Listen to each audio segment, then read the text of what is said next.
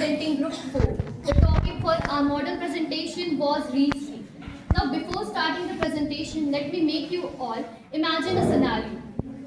So you are posted in a pediatric ward and there comes a child of 2 to 3 years. Now he is very regressive and he is not allowing you to give IV medication or oral medication. Then what will you do in that scenario? In that scenario, the restraint comes into the play. So the definition of restraint are a physical, chemical or any technique or methods or devices which can be used to immobilize the patient or client or restrict the freedom of the client in order to perform different medical procedures. Now, further my group mates will demonstrate and tell you the subtopics of our presentation. Now, the principles of restraint. Restraint should only be used when there is an imminent danger to themselves or others. It is not used as a source of punishment or as a substitute of discipline. It is used as a clinical judgment and it is used as a frequently and properly. Now the key principles are as using the restraint as a less restrictive and yet safe method and securing the restraint with adequate padding and regular monitoring for their complications and comfort. Now, and explain the need of restraint to the child and their family. Now, come to the types of restraint. There are some 3 types of restraint. First is physical, second is chemical, and environmental. In physical, there comes as jacket restraint, mitten, claw hitch, mummy restraint, abdominal, elbow restraint, and grips. In chemical restraint, there come as some sedatives and antipsychotic drugs and benzodiazepines. In environmental restraint, there come as a seclusions.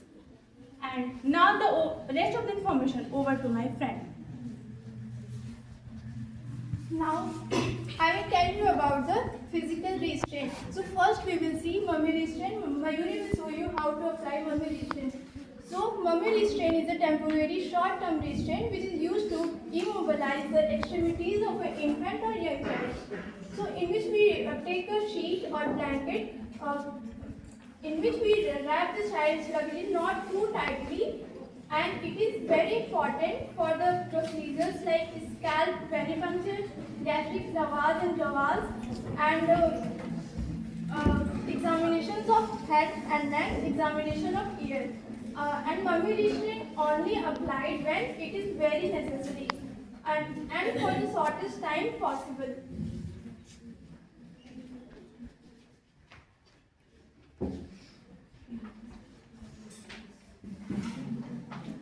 This is how the mummy restraint is done. Now next we will see mitten restraint. Mitten restraint is a padded glove-like covering which is secured around the wrist to prevent the child to grasp object or scratch itself. Now the purpose of mitten restraint is to prevent the child to remove medical devices like tubings, life-sustaining tubes and catheters and bandages. This is how we apply the mitten.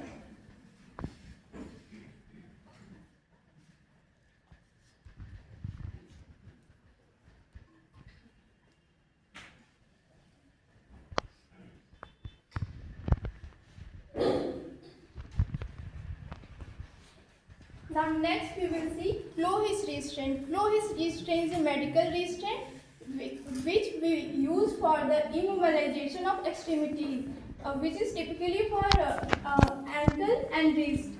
For claw hitch restraint, we use a piece of cloth or gauze which is of soft cloth, and in which we loop out the cloth around the hand of the child. After securing the cloth,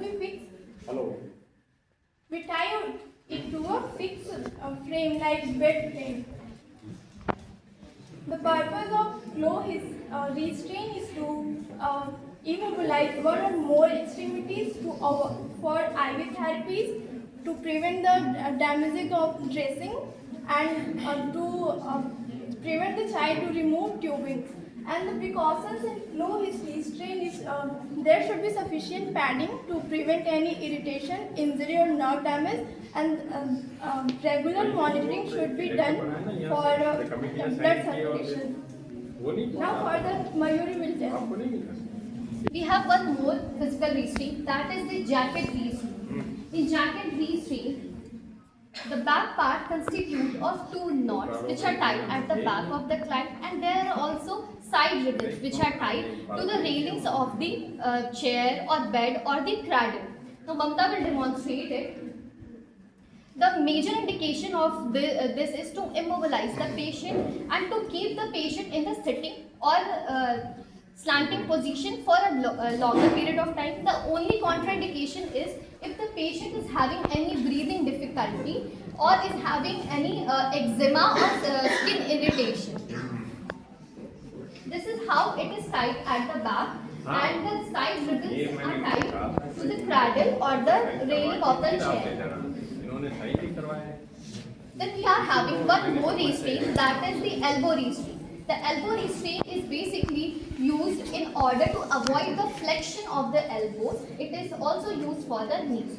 Why are we using it? We are using for, like, if you are doing IV cannulation on a kid, or you are giving IV medication, or you are doing blood sampling. So in that case, elbow restraint is highly used. The major consideration here is that the reddening of the skin or bluish discoloration should not be there. You will only apply it using a cotton bandage underneath, and then you will apply the elbow restraint. The other major physical restraint is a crib restraint. In crib restraint, we have so many different sizes for toddlers, for infant, and there comes one more crib which is openable. It is basically used to restrict the movement of the client in order to immobilize the client in the crib itself. It is only contraindicated in case if the patient is having severe breathing difficulty, because some of the patients will feel, or some of the child will feel breathing difficulty here because it is quite enclosed. One more physical restraint is an abdominal restraint.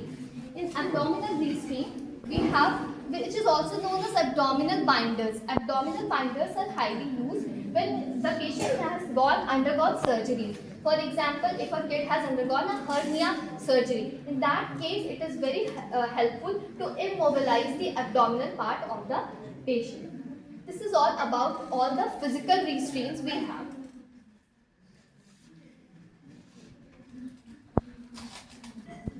This is how the bandage is done, and you can type or use it.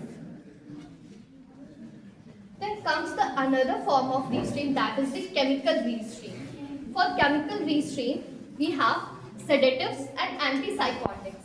Now, the major consideration here is that we do not give sedatives or antipsychotics by IV route, because if the patient is in panic condition or emergency condition, it will be difficult to locate the nerves. So we give it in the IL form.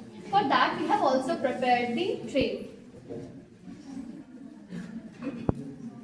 The sedatives or antipsychotics like benzodiazepines like lorazepam can be given. In the typical antipsychotics, we can give haloperidol, and in atypical antipsychotics, we can give risperidol. The doses is for lorazepam, it is 2 mg for the kid, and rest all medication can be given from 5 to 10 mg. Thank you, Group 4. It was all your time. The stage is now open for questions.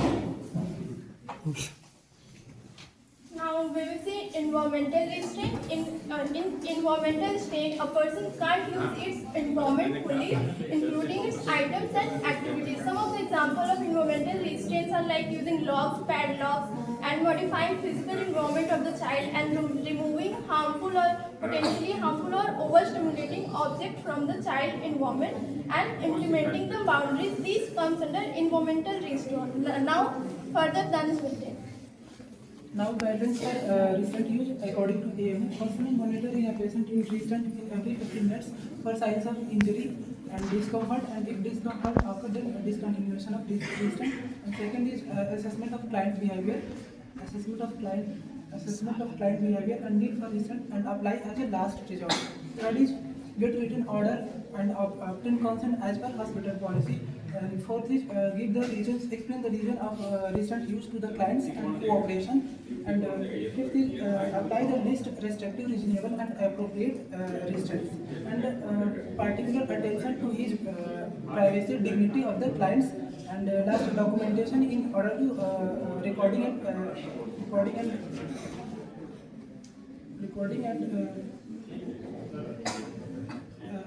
recording purpose. Thank you. With this, we have come to the conclusion of our model presentation. The major key consideration while applying a restraint is that restraint is never used as a punishment. It is a device only to seclude the movement of the client or the kid. Today, we have covered the definition of restraint, its purposes, the different types of restraint, and the principles involved and the role of nurse in those restraints. Thank you so much. Thank you so much for being so patient with us. Now,